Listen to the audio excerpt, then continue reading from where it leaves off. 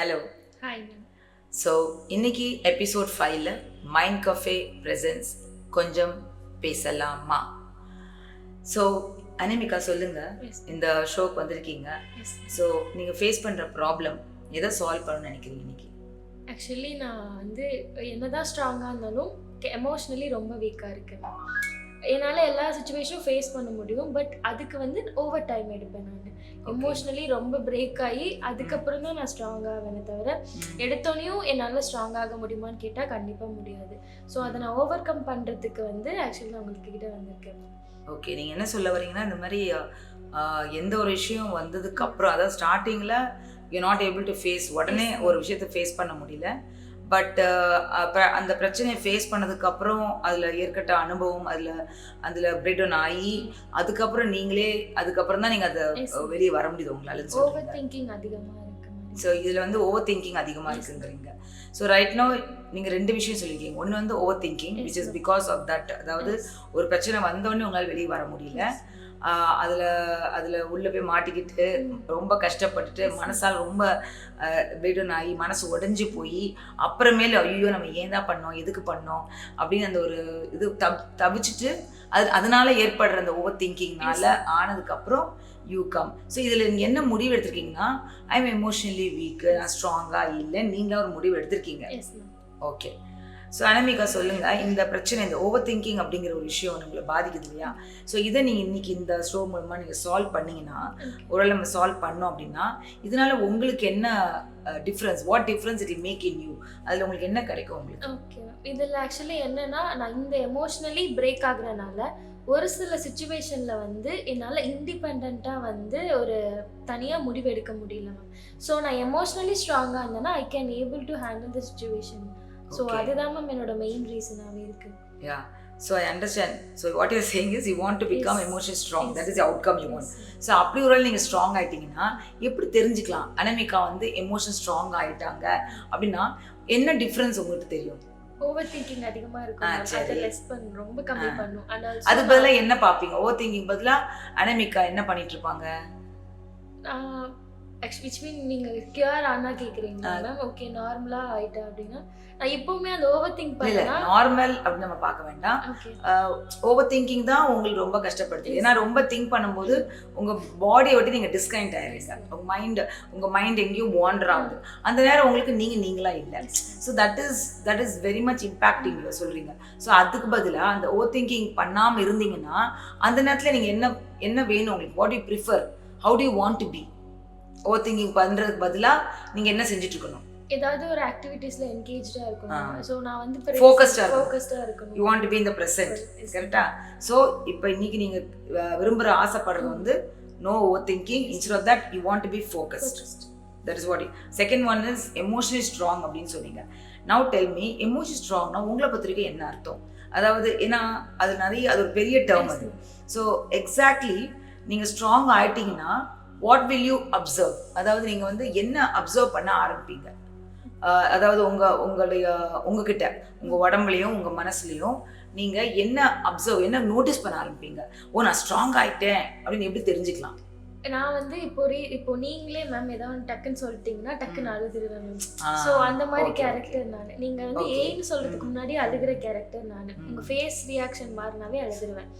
So over sensitive இருக்கிறதுனால என்னால எனக்கு பிடிச்ச பர்சன் ஏதாவது என்ன சொல்லிட்டாங்கன்னா ரொம்பவே ஹர்ட் ஆயிடும். லிட்டரலி ரொம்ப பிரேக் டவுன் ஆயிடுவேன். அதுக்கப்புறம் என்னால் எதுவுமே ஹேண்டில் பண்ண முடியாது.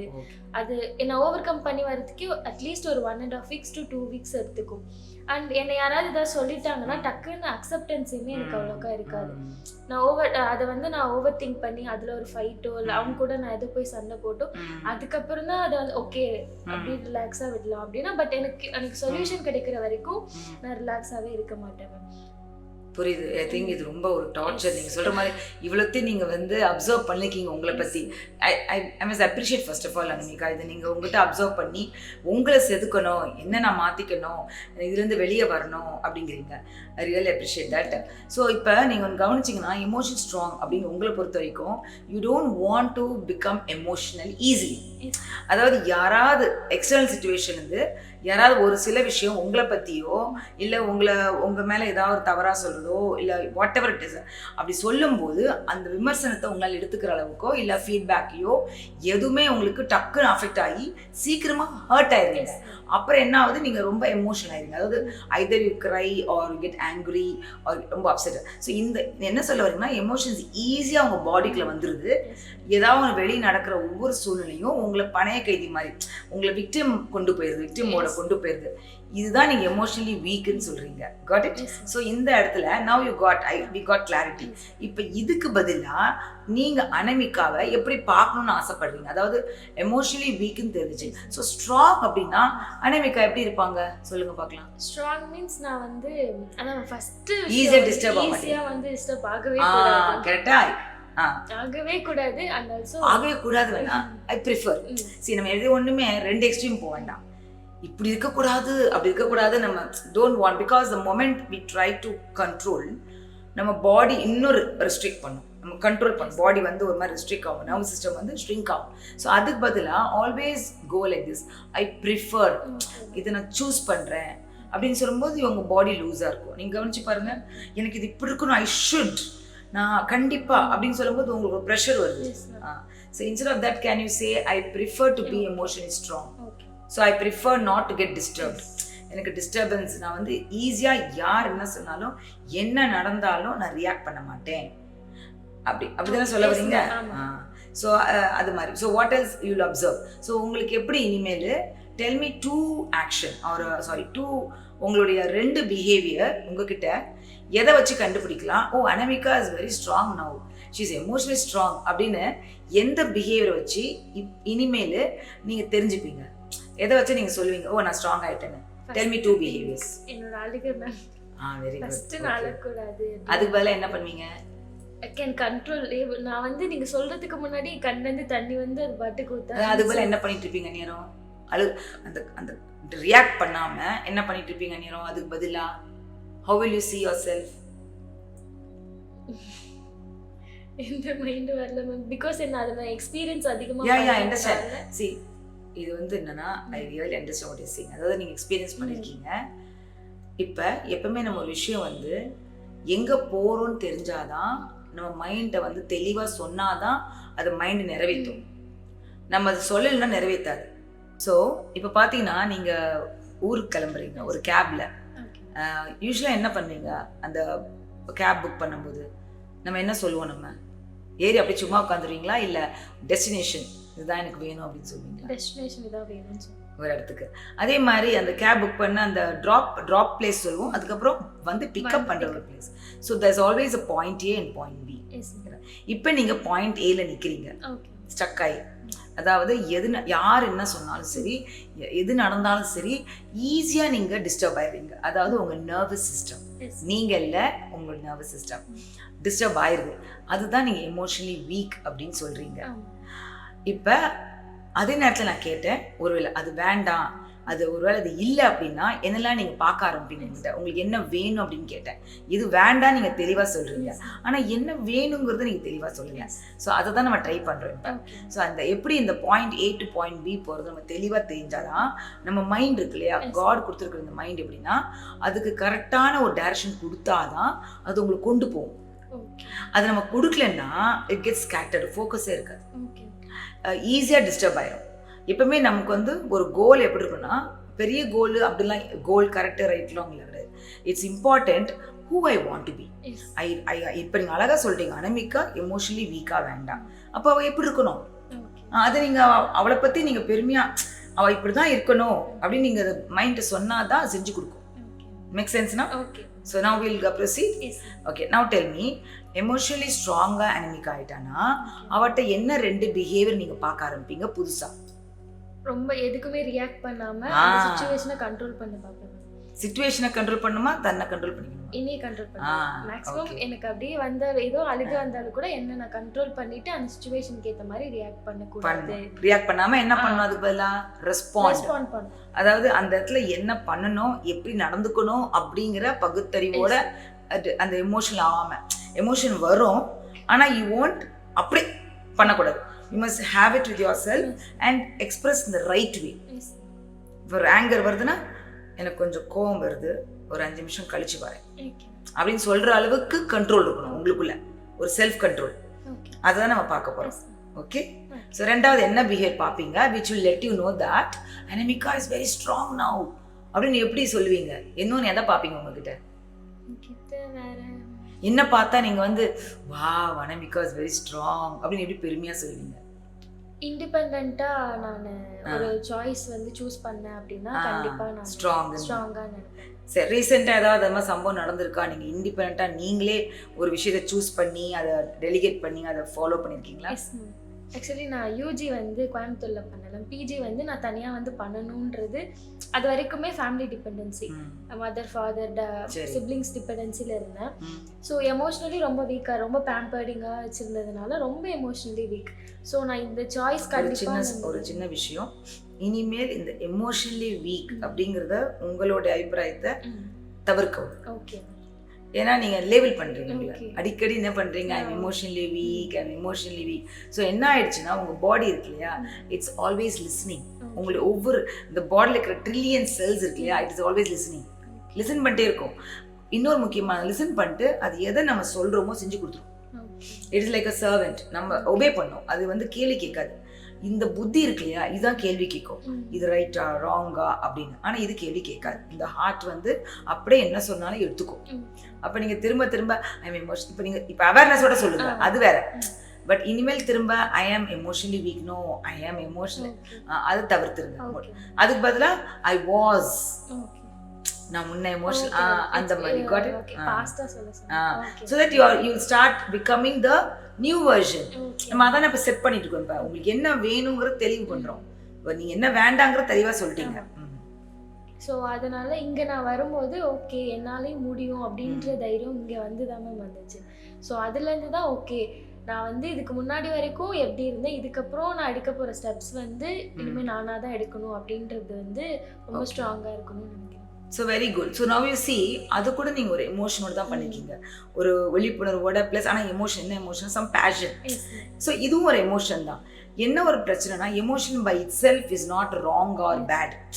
எமோஷனலாக இருந்தால் கெட்டவங்க, அது பேட் அப்படிலாம் எதுவுமே கிடையாது.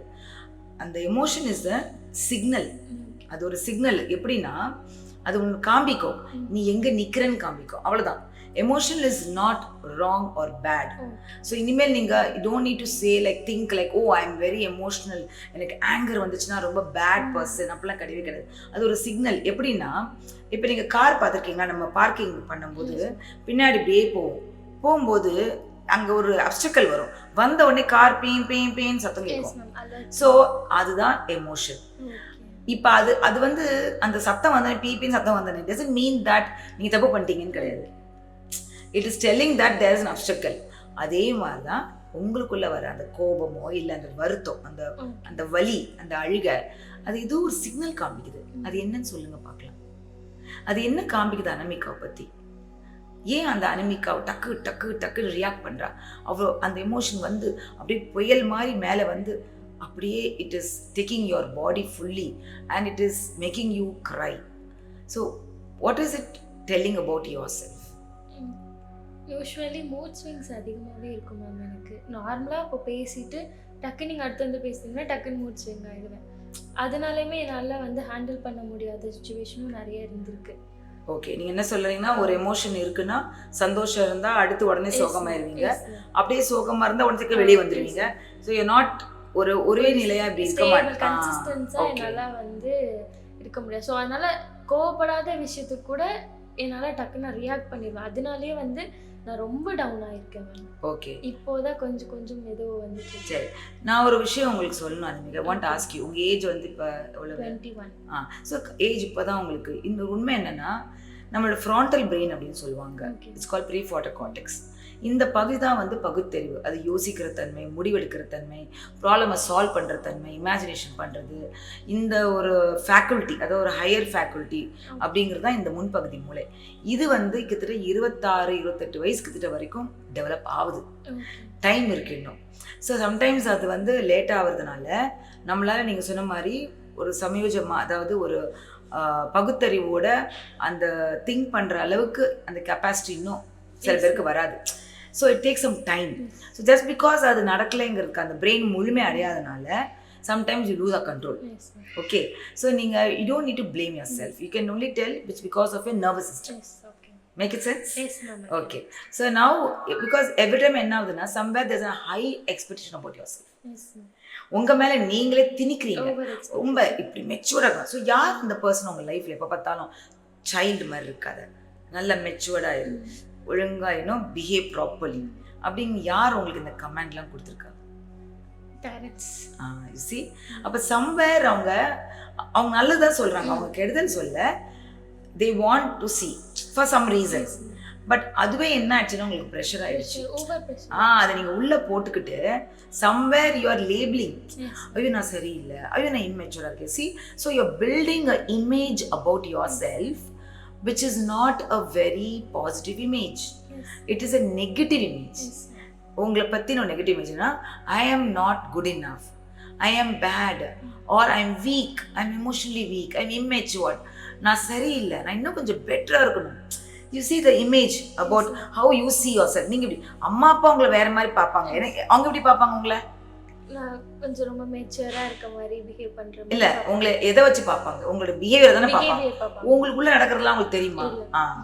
ஆனால் உங்களுக்கு தெரியும் அனமிகா எவ்வளோ கஷ்டப்படுறாங்க. ஸோ இப்போ சொல்லுங்கள், நீங்கள் அவங்களை எதிர்பார்த்து உங்களை என்கரேஜ் பண்ணணும், உங்களை சரியாக பார்க்கணும், உங்களை புரிஞ்சுக்கணும், நீங்கள் எதிர்பார்த்து வெயிட் பண்ண போகிறீங்களா?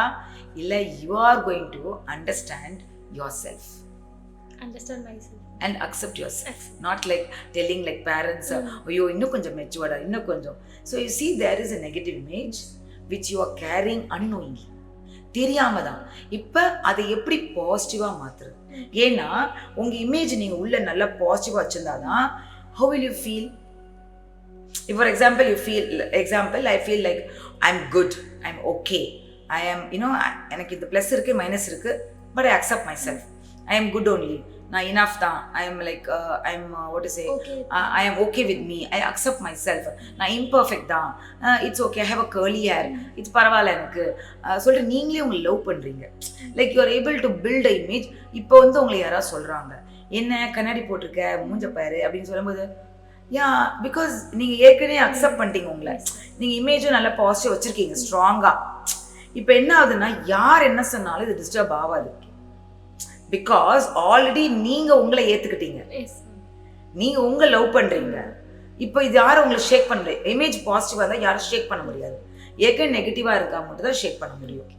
ஸோ நீங்க ஒன்று உங்களை பத்தி ஒரு இன்ஃப்ளேட்டட் நாங்கள் சொல்லுவோம், அதாவது ஒரு பாசிட்டிவ் இமேஜுங்கிற பேரில் பயங்கரமாக ஒரு மாஸ்க் மாதிரி நான் தான் பெஸ்ட் ஆகும், நான் தான் லைக் தட் அப்படின்னு. இன்னொரு பக்கம் கீழே பார்த்தா உள்ள மறைவாக பார்த்தா ஐயோ நம்ம அவ்வளோ ஒன்றும் சரியில்லை somewhere.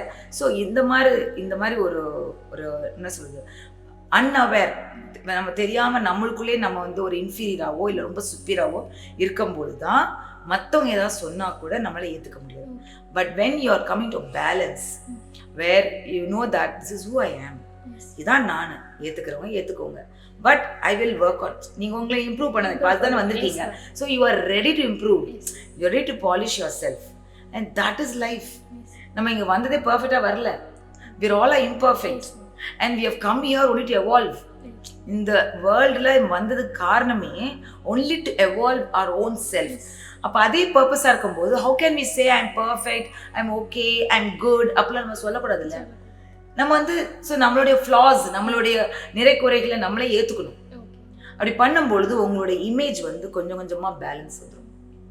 And when you build a very strong image about yourself, no one could shake you. Make sense? Yes, ma'am. And overall you nourish பண்ணுங்க. காலைல எந்திரிச்சு daily I am okay, I am good, I am responsible, I am confident, I am அப்படின்னு சொல்லி நீங்க உங்களை சொல்ல என்ன ஆகும்? You will feel, how will you feel? Tell me. ரொம்ப ஹாப்பியா இருக்கும். நான் சொல்லி பாருங்க, ஐ am emotionally weak, I am not very matured, I am over thinking always, இப்படி உங்களை பற்றி ஏதாவது நெகட்டிவாக சொல்லிட்டு போய் யோசிச்சு பாருங்க, எப்படி ஃபீல் ஆகுது? இப்போ நீங்க சொன்னதுலயே எனக்கு அது நெகட்டிவ் போகணும்னு தோணல.